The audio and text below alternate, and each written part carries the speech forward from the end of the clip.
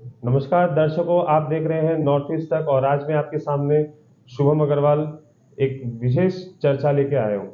हाल ही में कुछ दिन पहले होटल लिली गुवाहाटी में एक अपोजिशन पार्टी की एक सभा रखी गई थी जिसमें कई अहम मुद्दे पे चर्चा की गई थी और इसी बीच हमारे साथ आज मौजूद है वरिष्ठ पत्रकार चंद्रप्रकाश जी शर्मा और इनसे आज हम कुछ उस जो जो सभा का आयोजन किया गया था होटल लिली में उस पर हम चर्चा करेंगे।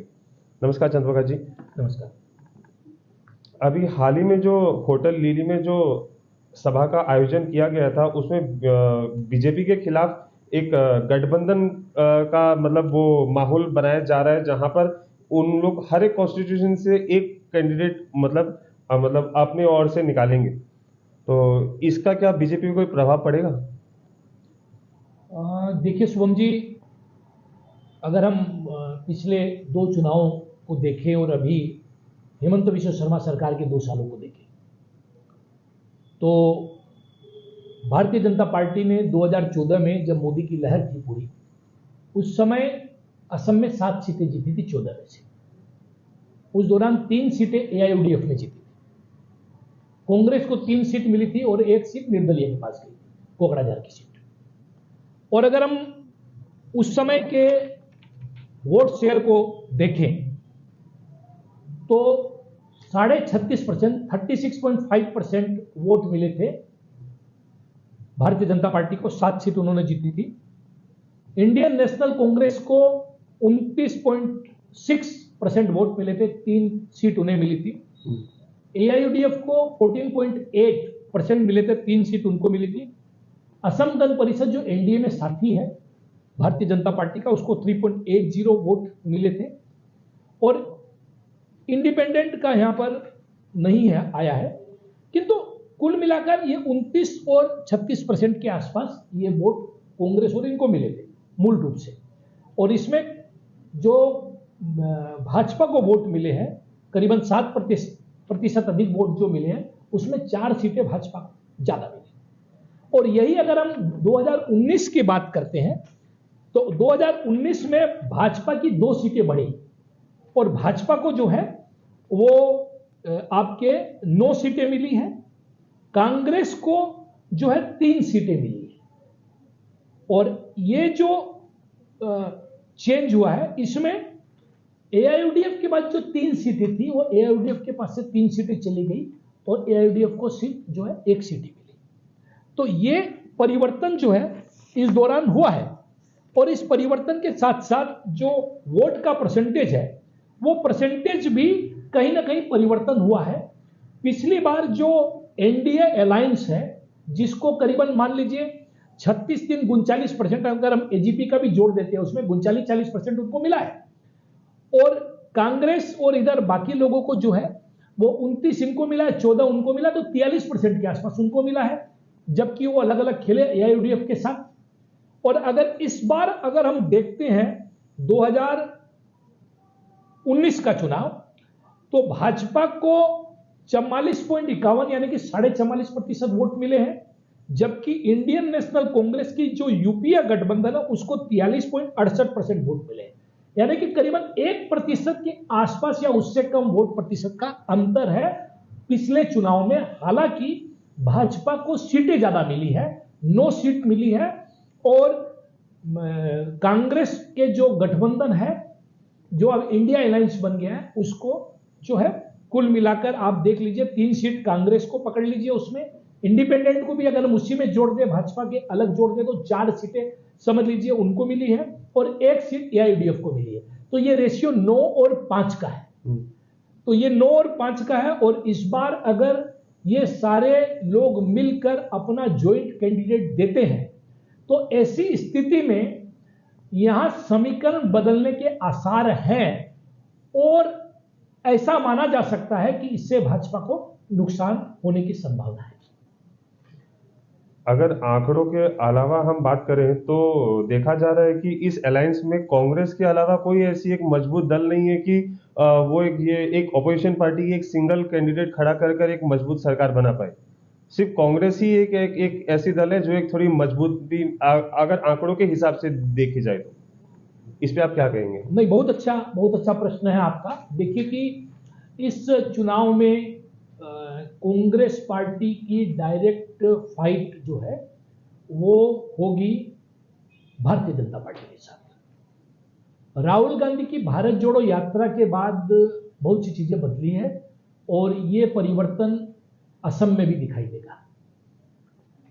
और अभी के पहले क्या होता था कि ये जो छोटी छोटी पार्टियों के साथ कांग्रेस ने जो अलायंस किया है, इसका अंतर कहां आएगा। जैसे सीपीआई सीपीएम का अपना एक वोट बैंक है, कम बेसी परिमाण में वो इस दल के साथ जाएगा। इसके अलावा राइजोर दल का अपना 2 से 3% वोट है आसाम में, वो वोट जो है कहीं ना कहीं कांग्रेस के साथ या यूपीए इंडिया अलायंस जो है गठबंधन, इसके साथ जाएगा। कांग्रेस का अपना वोट बैंक है, वो जाएगा। पिछले विधानसभा चुनाव में 3.5% के आसपास जो है असम जातीय परिषद को मिला था, वो मत है या आपका मत है, कहीं ना कहीं ये मत एक जगह जाने की संभावना है।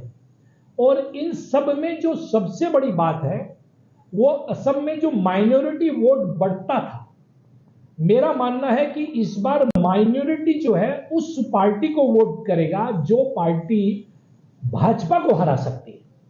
और जहां 30% माइनॉरिटी वोट है असम में, करीमगंज, धुबरी, बरपेटा, इस प्रकार की जो सीटें हैं जहां पर माइनॉरिटी वोट सीधा प्रभाव डालता है, यहां तक कि सिलचर सीट पर भी सीधा प्रभाव डालता है, ऐसी जगह में नौगांव है, कोलियाबोर है, ये 5 सीटें हम अगर देखें जो माइनॉरिटी वोट पर सीधे सीधे डिपेंड है, तो यहां पर सीधे भाजपा की टक्कर जो है वो इस बार इंडिया अलायंस के साथ एनडीए की होगी। और ये सारे दल अगर एक साथ होते हैं तो इन 5 सीटों पर तो निसंदेह बहुत कड़ी चुनौती इंडिया अलायंस भाजपा को देगा, मेरा ऐसा मानना है। लेकिन अगर हम माइनॉरिटी और मेजॉरिटी के कैंडिडेट्स और वोटर्स की बात नहीं करें तो इस ये जो सभा में जो मुख्य इनका जो एक जो एजेंडा था कि एआईयूडीएफ को इस गठबंधन में नहीं रखा जाए, तो इस जो एआईयूडीएफ को इससे बाहर रखा गया है, इससे कांग्रेस को फायदा होगा या बीजेपी को फायदा होगा? देखिए, ये भी बहुत टेक्टफुली काम इस बार इन्होंने किया है। पिछली बार विधानसभा चुनाव में जो 2021 में हुए, कांग्रेस जो है एआईयूडीएफ के साथ गठबंधन में गई। जैसे ही गठबंधन में गई, यहां पर जो हिंदू वोट है उसका पोलराइजेशन करने में वर्तमान मुख्यमंत्री और भारतीय जनता पार्टी को मौका मिल गया। हेमंत बिश्व शर्मा डायरेक्ट इसको सभ्यता की लड़ाई बताने लग गए कि ये सभ्यता की लड़ाई है। और लोगों ने ये पोलराइज्ड माहौल में जो हिंदू वोटर्स है, आप देखिए अपर असम में एक तरफा जो है वो भाजपा के पक्ष में एक लहर हो गई, जबकि एक समय ऐसा लग रहा था कि असम जातीय परिषद बनने के बाद भाजपा को वहां पर नुकसान होगा और जो जातीयतावादी वोट है वो जो है असम जातीय परिषद के पक्ष में जाएंगे। तो इस बार इन्होंने न सिर्फ इस समीकरण को देखते हुए कि पोलराइजेशन हिंदू वोटों का न हो या धर्मीय आधार पर पोलराइजेशन नहीं हो, इसलिए एआईयूडीएफ को बाहर रखा गया, पहली बात। दूसरी बात, जो एआईयूडीएफ है बदरुद्दीन की पार्टी, वो सिर्फ मुस्लिम वोटों पर चलती है, उसे हिंदू वोट या अन्य वोट नहीं के बराबर मिलते हैं। तो ऐसी सूरत में जब राहुल गांधी की भारत जोड़ो यात्रा के बाद और इस बार जब फाइट इंडिया अलायंस और एनडीए के बीच में हो रही है, तो मुझे लगता है कि मुस्लिम संप्रदाय के जो लोग हैं, जो माइनॉरिटीज हैं, वो इस बार बहुत सोच समझकर वोटिंग करेंगे, टेक्टफुली वोटिंग करेंगे और अजमल को नुकसान होगा और ये वोट जो है इंडिया अलायंस के पक्ष में जाएगा।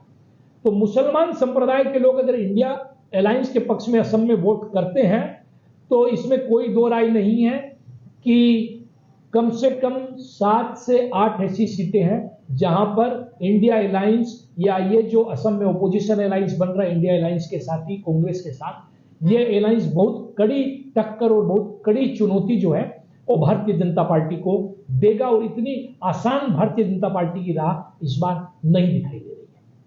पर ये जो ऑपोजिशन पार्टी की जो रणनीति है, इस रणनीति की सभा के बाद में अपने असम के माननीय मुख्यमंत्री हिमंत बिश्व शर्मा जी का कहना है कि बीजेपी को 11.5% और ऑपोजिशन को 2.5% मिलेगा। 11.5 सीट का है उन्होंने। हाँ। जी, उन्होंने कहा है ये अंक का क्या कहना है? देखिए, मुख्यमंत्री इस प्रकार के बयान देते रहते हैं, आप जानते हैं बहुत चतुर राजनीतिज्ञ हैं हिमंत बिश्व शर्मा, इस प्रकार के बयान देकर वो ओपोजिशन के खेमे में हमेशा जो है एक नैरेटिव क्रिएट कर देते हैं, वो लोगों के दिमाग में कर देते थे। पिछली बार सभ्यता की बात लाई उन्होंने, अभी वो स्टार प्रचारक कहीं जाके हिंदुत्व की बात करते हैं या राम मंदिर की बात करते हैं। अभी आप देखिए कल ही उन्होंने एक घोषणा की है कि जो भी सरकारी कर्मचारी 2 विवाह करेगा, चाहे हिंदू या मुसलमान, उसे परमिशन लेनी पड़ेगी सरकार से, और अगर वो 2 विवाह करता है तो उसकी सरकारी नौकरी जाएगी। तो इस प्रकार में एक नैरेटिव क्रिएट करते हैं। यहाँ भी उन्होंने एक नैरेटिव क्रिएट किया है। पहले उन्होंने कहा कि असम में भाजपा 12 सीट जीतेगी और 2 सीट ओपोजिशन के पास जाएगी, अब वो आधी सीट उससे कम आए। आप इस आंकड़े को भी समझिए। उनका मानना है कि कांग्रेस 2 सीट जीत सकती है और एआईयूडीएफ 1 सीट जीत सकती है, 3 सीट या तो जीत सकते हैं, या कांग्रेस एआईयूडीएफ या गठबंधन मिलकर 2 सीट जीतेंगे। 1 सीट कोकराझार की निर्दलीय के पास जाएगी। उस निर्दलीय को आधा अपनी तरफ मानते हैं और आधा जो है ओपोजिशन की तरफ मानते हैं। ऊंट जिस करवट बैठे जिस समय। तो इस प्रकार के नैरेटिव क्रिएट करते हैं। किंतु मेरा व्यक्तिगत रूप से मानना है कि इस बार मुसलमान वोट जो है वो असम में एक डिसाइसिव जो है स्टेप लेगा। इंडिया अलायंस के पक्ष में वो वोट करेगा, क्योंकि उसे ये बात समझ में आ गई है कि बदरुद्दीन अजमल को वोट करने से उनके वोट का नुकसान होगा, कांग्रेस पार्टी हारेगी और भाजपा मजबूत होगी। और अगर मुसलमान एक तरफा वोट करता है तो आप ये समझ लीजिए कि करीमगंज, सिलचर, उसके बाद में आपके इधर आइए नौगांव, कोलियाबोर, धुबड़ी, ये 5 सीट, और इन 5 सीट में मान लीजिए नौगांव तो अभी कांग्रेस के पास है, कोलियाबोर कांग्रेस के पास है, धुबड़ी बदरुद्दीन अजमल के पास है, करीमगंज और ये दोनों सीटें जो है वो अभी भाजपा के पास है। तो ऐसी स्थिति के अंदर में ये 5 सीट जो है इस पर मुकाबला बहुत कड़ा होगा, और ये कड़ा जो मुकाबला होगा इसमें कहीं ना कहीं मुझे लगता है कि इंडिया अलायंस को एडवांटेज होगा, पहली बात। दूसरी बात, अन्य भी जो सीटें हैं लखीमपुर इत्यादि, जो अपर असम की सीटें हैं, लखीमपुर है, डिब्रूगढ़ है, जोरहाट है, इन सीटों पर भी अलायंस के साथ ये जो बार बार एक अहोम बात इन्होंने की है, गोगोई 3 गोगोई की जो बात की है, इससे कहीं ना कहीं एक अहोम सेंटीमेंट को भी इंडिया अलायंस भुनाने की कोशिश करेगा। अखिल गोगोई, लुरिनज्योति गोगोई और आपके ये जो गौरव गोगोई है, इनका जो अलायंस एक बन रहा है, तो इस हिसाब से ये अपर असम में भी भाजपा के सामने इस बार चुनौती प्रस्तुत होगी, इसमें कोई दो राय नहीं है। तो मुख्यमंत्री बयान दे रहे हैं, निसंदेह वो अपनी चेष्टाएं करेंगे, करते भी हैं, और उनको भी दिखाना पड़ेगा, क्योंकि उनके मुख्यमंत्री काल में पहली बार वो लोकसभा चुनाव फेस करने जा रहे हैं। पिछली बार भी जो चुनाव हुआ है वो चाहे विधानसभा का चुनाव हो या लोकसभा का चुनाव हो, वो सर्बानंद सोनोवाल मुख्यमंत्री थे जो अपर आसाम से थे। मुख्यमंत्री खुद गुवाहाटी से हैं और उनके सामने जो है इस बार अपना गढ़ जो है वो बचाने की चुनौती होगी, खासकर अपर असम में, जहां पर उन्होंने लखीमपुर, डिब्रूगढ़, जोरहाट, ये तीनों सीटें जो हैं वो जीती है।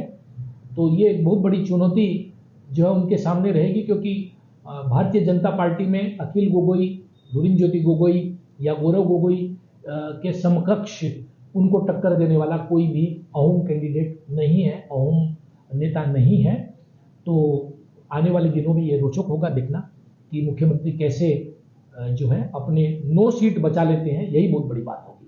बहुत बहुत धन्यवाद चंद्र प्रकाश जी। और आज के इस चर्चा का मुख्य निष्कर्ष यही निकलता है कि ये आगामी चुनाव बहुत ही दिलचस्प होगा, और इसमें कोई भी मतलब आसानी से मतलब जीत हासिल नहीं कर पाएगा। और हम आगामी दिनों में ये 2024 के लोकसभा चुनाव के लेकर चर्चा करते रहेंगे। आप देखिए नॉर्थ ईस्ट तक।